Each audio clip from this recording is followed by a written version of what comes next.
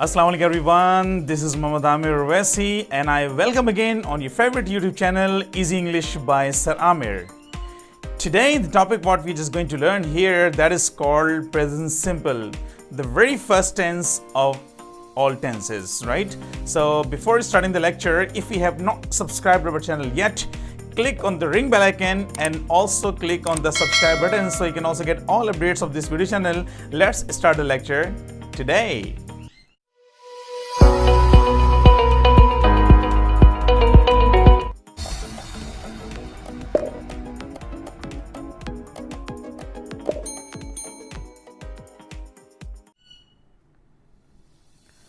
Well students, let's start the class with the connection of previous topics what we had in the previous class. In the last class what we were learning introduction to tenses and we learned all the introduction in detail.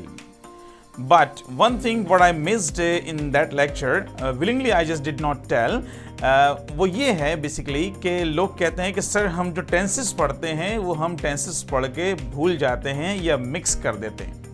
तो उसका सबसे बड़ा reason ये होता है कि जब आप टेंसेस पढ़ रहे होते हैं तो आप टेंसेस को बेसिकली बस वो एक रेटिफिकेशन कह लें या ये कह लें कि बस वो ज़बरदस्ती तरीके से पढ़ रहे होते हैं। लेकिन अब जो यहाँ पे हम टेंसेस पढ़ेंगे, जो असल तरीका है टेंसेस पढ़ने का वो होता है कॉन्सेप्चुअल। और जब हम कॉन्सेप्चुअल जब टॉपिक पढ़ रहे होते हैं टेंसेस के हवाले से तो उसमें कोई सीक्वेंस नहीं आती। सीक्वेंस इसलिए नहीं आती क्योंकि वहाँ पर एक टेंस दूसरे से कनेक्टेड होता है, फिर एक वो तीसरे से कनेक्टेड होता है, तो इस तरह पूरी चेन चली आ रही होती है। आज आपको मैं प्रेजेंट सिंपल स्टार्ट करने से पहले थोड़ा सा उसके बारे में बता दूं कि हम टेंसेस को पढ़ेंगे कैसे। पहला टेंस हम पढ़ेंगे प्रेजेंट सिंपल। प्रेजेंट सिंपल के मेरे ख्याल से शायद हमें 2 या मेरे ख्याल से शायद 3 हमें इसके पार्ट्स करने पड़ेंगे क्योंकि थोड़ा डिटेल में होता है। जब प्रेजेंट सिंपल पढ़ेंगे तो प्रेजेंट सिंपल के बाद हम प्रेजेंट प्रोग्रेसिव पढ़ेंगे, ठीक है। और प्रेजेंट प्रोग्रेसिव जब हम पढ़ रहे होंगे तो एक टॉपिक ऐसा आएगा कि प्रेजेंट प्रोग्रेसिव जो है फ्यूचर की बात भी करता है, तो फिर हमें डायरेक्टली जंप किस में मारनी पड़ेगी, फ्यूचर सिंपल पे जंप मारनी पड़ेगी। फिर हम वापस ही आएंगे। वैसे बनता तो प्रेजेंट परफेक्ट का टाइम है, लेकिन उसके लिए हमें पहले पास्ट सिंपल, जब तक आपका कॉन्सेप्ट क्लियर नहीं होगा तब तक आप प्रेजेंट परफेक्ट को सही तरीके से पढ़ नहीं सकते। तो पहले हम क्या करेंगे, फिर हम पास्ट सिंपल पढ़ेंगे, फिर हम प्रेजेंट परफेक्ट पढ़ेंगे, उसके बाद तमाम टेंसेस जो है वो सीक्वेंस में पढ़ेंगे। मैंने कहा छोटी सी एक बात थी जो कि प्रीवियस टॉपिक में मैंने नहीं बताई थी, अब यहाँ पे हम इसको डिस्कस कर रहे हैं। अच्छा ठीक, let's start the very first tense of the present simple, that is called, let's start the very first topic of present tense, that is called present simple. What is present simple? नहीं पता, चलें आज इसको clear करते हैं। आमतौर पे लोग ये कहते हैं कि सर ये जो टेंसेस हैं ये हमने उर्दू के लिहाज से पढ़े हुए हैं, ता है, ती है, ते हैं, वो हमने उस लिहाज से नहीं पढ़ना। किसी हद तक वो बस बच्चों को याद दहानी कराने के लिए होते हैं, लेकिन अगर स्टैंडर्ड से बात करेंगे तो as per standard, that is not as per international standard, ठीक है जी। अच्छा ठीक, कोई सभी टेंस पढ़ें और टेंस को याद रखना होगा, ऐसा हो कि हमेशा आपके जहन में रहे और कभी भी आप उसको ना भूलें। तो उसके लिए 3 चीज़ें आपने लाजमी याद रखनी है कि कभी भी आप उसको ज़िंदगी में आप कभी टेंसेस को नहीं भुला पाएंगे। वो उसमें से पहले आपने ये देखना है कि आप टेंस कौन सा पढ़ना है, ठीक है जी। सबसे पहली चीज़ ये कि आपको उस टेंस का ऑक्सिलरी वर्ब पता होना चाहिए कि इस टेंस में कौन सा ऑक्सिलरी वर्ब इस्तेमाल होगा। ऑक्सिलरी वर्ब और हेल्पिंग वर्ब दोनों एक ही वर्ड हैं। अगर आप हेल्पिंग वर्ब के नाम से याद रखना चाहते हैं तब भी सही है, और ऑक्सिलरी वर्ब के नाम से याद रखना चाहते हैं तब भी सही है। एक चीज़ हो गई कि ऑक्सिलरी वर्ब। अब ऑक्सिलरी वर्ब कभी हमेशा अकेले नहीं आता, अपने आगे जाहिर सी बात है मेन वर्ब आता है, तो उसके बाद आपको उस टेंस का मेन वर्ब भी याद रखना है कि कौन सा टेंस है और कौन सा मेन वर्ब है इसके अंदर। 2 चीज़ें हो गई, पहला कौन सा ऑक्सिलरी वर्ब, दूसरा कौन सा मेन वर्ब, और तीसरी सबसे अहम चीज़ वो है कि फॉर्मुलेशन, कि आप सेंटेंस को किस तरीके से फॉर्मुलेशन में लेके आएंगे कि क्या क्या इसके स्टेप्स होंगे। तो ये हमेशा फॉर्मुलेशन हमें याद रखनी है। अगर आपको 3 चीज़ें किसी टेंस की याद हैं, उसके बाद फिर हम उसकी वेरिएशन पढ़ेंगे, उसकी यूजेज पढ़ेंगे, उसकी डेफिनेशंस पढ़ेंगे, उसके बाद फिर आपको इंशाल्लाह ताला कभी भी कोई वो टेंस आपके जहन से स्किप नहीं करेगा, ठीक है जी। Let's talk about the present simple. Present simple में हेडिंग में डल गई प्रेजेंट सिंपल की। उसके बाद प्रेजेंट सिंपल के जो ऑक्सिलरी वर्ब होते हैं वो होते हैं do and does. Do and does जो है हेल्पिंग वर्ब कह लें या ऑक्सिलरी वर्ब कह लें। डू कहाँ लगाते हैं, डज का लगाते हैं, हम बहुत पहले पढ़ चुके हैं, लेकिन थोड़ा सा एक रिफ्रेशर कर लेते हैं कि डू जो है आई, वी, यू, दे और कोई भी प्लूरल नाउन के साथ क्या लगाते हैं, हम डू लगाते हैं। बिल्कुल सही है। और जो थर्ड पर्सन सिंगुलर होते हैं, थर्ड पर्सन सिंगुलर कौन से होते हैं, ही, शी, इट और एनी सिंगुलर नाउन, उनके साथ क्या लगाते हैं, डज लगाते हैं। और ये नेगेटिव और इंट्रोगेटिव वगैरह बनाने में काम आएंगे, जो कि हमारे नेक्स्ट लेक्चर में इंशाल्लाह इसको डिटेल से डिस्कस करेंगे। ठीक है ठीक। उसके बाद मेन वर्ब की बात करते हैं। तो जब मेन वर्ब की बात करते हैं तो मेन वर्ब जो है यहाँ पर प्रेजेंट सिंपल में बेस फॉर्म ऑफ वर्ब लगती है। क्या लगती है, बेस फॉर्म ऑफ वर्ब लगती है।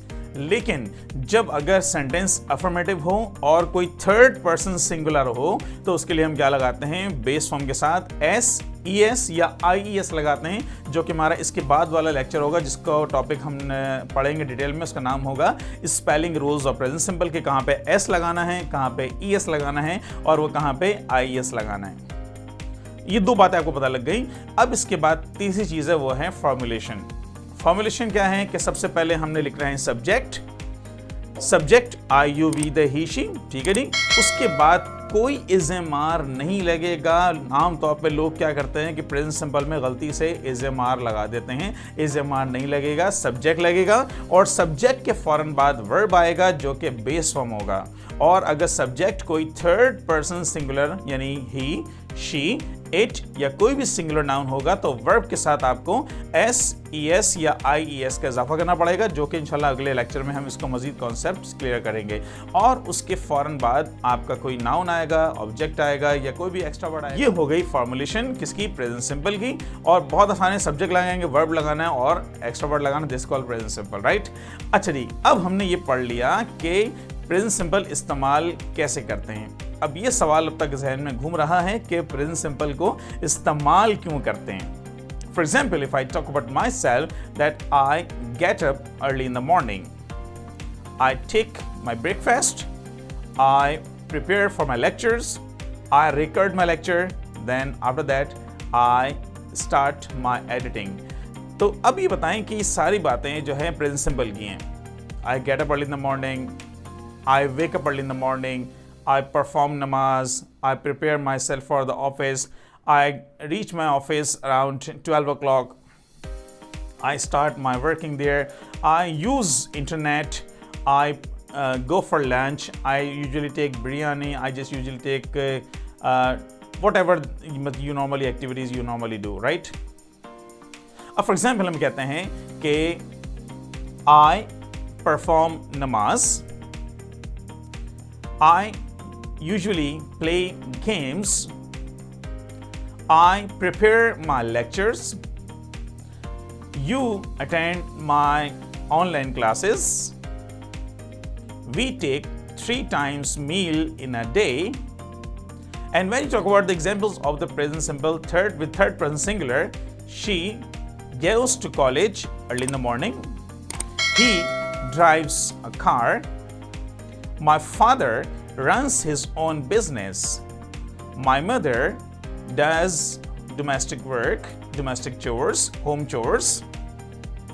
ये सारे एग्जाम्पल जो है वो किसकी हैं, प्रेजेंट सिंपल की है। For example, I play cricket, you play cricket, he plays cricket, she plays cricket, सरामिर plays cricket. Let's go for another example, I speak English, you speak English, we speak English, they speak English, he speaks English or she speaks English. These all are the examples of present simple. अब आपने देखा कि हमने as per the formulation जो है हमने तमाम sentences बना लिए, लेकिन अब तक ये जहन में नहीं क्लियर हो पा रहा कि इस्तेमाल करते क्यों हैं। For example, I wake up early in the morning, I perform namaz, I take breakfast, I record my lectures, I go to my office, I reach my office around 12 o'clock, I work there, I deal my customers, I deal my clients, I deal my different other clients as well. तो इन तमाम बातों में ये मेरे सारे actions जो हैं ये एक बार होते हैं या बार बार होते हैं। यस यू आर राइट कि ये सारे एक्शन मेरे एक बार नहीं होते, ये मेरे सारे जो एक्शंस हैं ये बार बार होते हैं। यानी कोई भी ऐसा काम जो कि हम उसको रिपीट करते हैं, उस रिपीट होने वाले एक्शंस को हम किस में बयान करते हैं? That is called present simple. For example, I play cricket, you play cricket, we play cricket, she plays cricket, he plays cricket। ये जो है बेसिकली ये सारी एग्जांपल्स किसकी हैं? ये कहलाते हैं repeated actions. I speak English, you speak English, we speak English, they speak English, she speaks English, Saramir speaks English। ये सारे एग्जाम्पल्स हैं। इनमें जो इंग्लिश हम बोलते हैं, तुम बोलते हो, हम बोलते हैं, वो जो वो ताती वाला पैटर्न आ गया, लेकिन हमने बेसिकली उसको उससे कंपेयर करके नहीं पढ़ना। लेकिन इन तमाम सेंटेंसेस में क्या हो रहा है? इन तमाम सेंटेंसेस में हम किसी भी एक्शन के रिपीटेड होने यानी किसी भी एक्शन की बात करते हैं जिसको हम रिपीट करते हैं, that is called present simple. उसकी डेफिनेशन देख लेते हैं वो क्या बनती है। We usually use present simple to talk about something happens again and again, or when you talk about present repeated actions, that is called present simple। It's very simple definition और ये बहुत आसान सी डेफिनेशन है present simple की। अब आपने क्या काम करना है कि अब आपने अपने तौर पे सेंटेंसेस बनाने हैं कि अच्छा, वन थिंग इज मोर कि आम तौर पे लोग कहते हैं कि सर ये जो डेली रूटीन है ये इसके लिए हम प्रेजेंट सिंपल इस्तेमाल करते हैं। This is the perfect example of present simple कि ऑब्वियसली डेली रूटीन का मतलब क्या है कि कोई भी ऐसा एक्शन जो कि हम रिपीट करते हैं। ऑब्वियसली डेली रूटीन का मतलब क्या होता है कि जिसमें एक्शन हमारे रिपीट हो रहे होते हैं। हमारा सुबह उठना, बैठना, जागना, खाना पीना, सोना, गाना बजाना, लिखना, पढ़ना, what ever is mean that. अब आप एक काम करें कि just have a paper and start writing your daily routine. For example, I wake up early in the morning, I open my eyes, I sit up, I get fresh, I brush my teeth, I take shower and I change my dress, I come into my room, I prepare for my office, I take breakfast. I usually have 1 cup tea and 2 or 3 sandwiches, whatever you normally have. This means that these are the examples, and I'm sure that morning till evening you will have so many works what you normally repeat in the present or in your daily life. So this is called only introduction class or the present simple. We usually use present simple to talk about something happens again and again, or when you talk about the present repeat action, this is called present simple. There is no use of is am-are. For example, I am go नहीं होता, you are go नहीं होता, you are come late हो ऐसा कभी नहीं होता, Saramir is teach कभी नहीं होता। This is called wrong sentences, right? So one thing is more that what we talk about as per the definition and as per the formulation, start making sentences, and I'm sure that will help you out. And one thing is more, this is only the affirmative formulation. We haven't gone for the negative, interrogative, negative interrogative, which is going to go for in the next further classes. But and one thing is more, in the next lecture what we are just going to learn right now, I'm saying कि जो अगला topic होगा हम क्या पढ़ने वाले हैं, उसमें हम पढ़ेंगे प्रेजेंट सिंपल के स्पेलिंग रूल्स के कहाँ पे एस लगाना है और कहाँ पे ई एस लगाना है और कहाँ पे आई एस लगाना है, तो उसको देखना मत भूलिएगा। One thing is more that ये जो लेसन जो आप लोग पढ़ रहे हैं इसको अपने तक महदूद नहीं रखना, आपने इसको लोगों से शेयर करना है। इस चैनल को शेयर करने के साथ साथ सब्सक्राइब करवाना है, और ताकि लोगों का इल्म बढ़े, so other people they can also learn English easily, because this channel name is easy English by Saramir। It's all about today's lecture. Till next lecture, let me go. Allah Hafiz, enjoy yourself.